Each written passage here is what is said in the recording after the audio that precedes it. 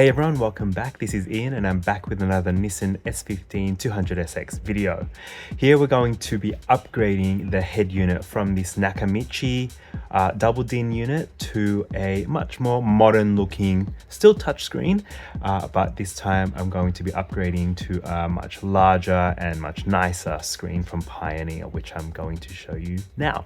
So here we go. Okay, so now I've got everything apart. There's the head unit mostly taken out. What I'm going to do is reuse this bracket, and you can see there are fittings here for the double DIN, and I'm pretty sure the unit that I'm going to use will work out in that sense, so that's all good.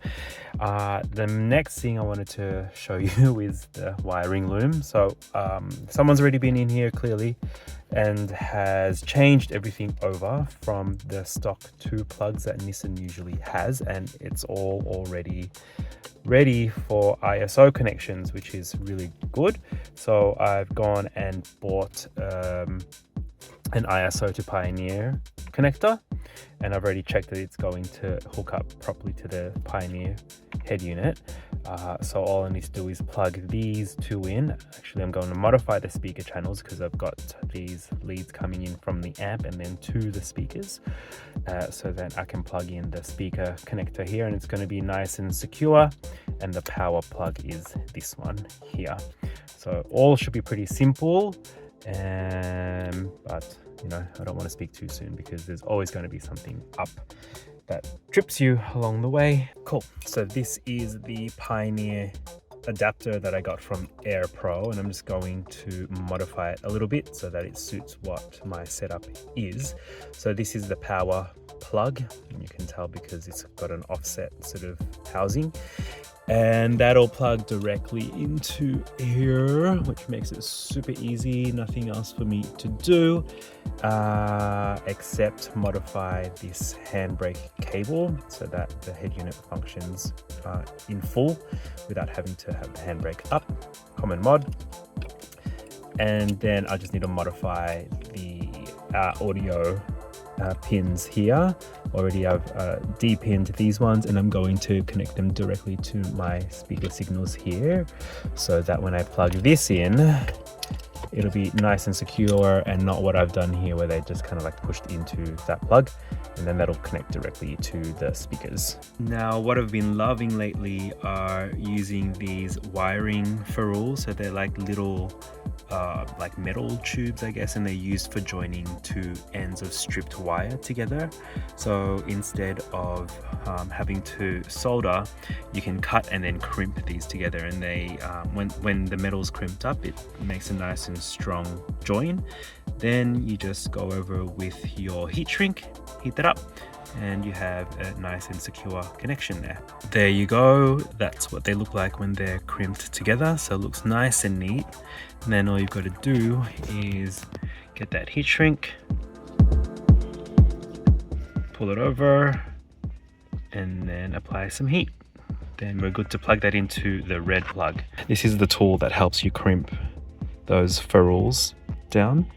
Really, really handy thing to have. This is probably going to be really tricky to see, but I've installed the microphone in here just behind that little grill. I thought that would be a nice little hidden spot for it.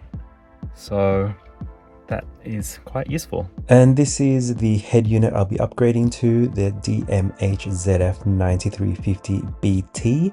It's a 9-inch floating head unit, and the best thing about it is it's one capacitive touchscreen, and it's also a 1080 by 720 resolution as well. So because this has a single DIN chassis, there's a lot of space for all of the wires and everything in the back, and then it's just a matter of figuring out at what height the screen's going to be.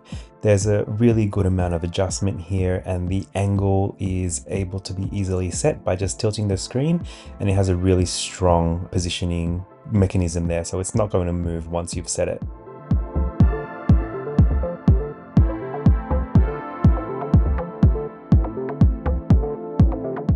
And here it is, installed and working beautifully, and you can see that this screen in particular has perfect fit. It doesn't block any of the heater controls, it's not blocking any of the vents above it, So you've got access to everything around the cockpit. The gear stick as well, it's in a perfect position for all of your gear shift. Your hand doesn't foul the screen at all, and you have access to all of these awesome controls on the head unit. As usual, Pioneer has a great equalizer as well as time alignment options, crossfader options, and there's a lot of wireless connectivity here as well.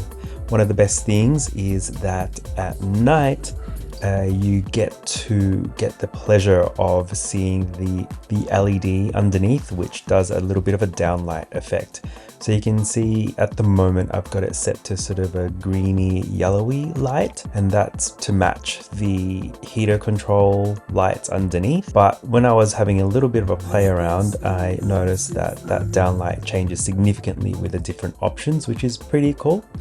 And then I also did find that there's a color change option as well. So if you're that person that just likes cycling colors for a little bit of interior ambient lighting, this is an awesome option for you. So I'll just let this play now and you can enjoy the light show.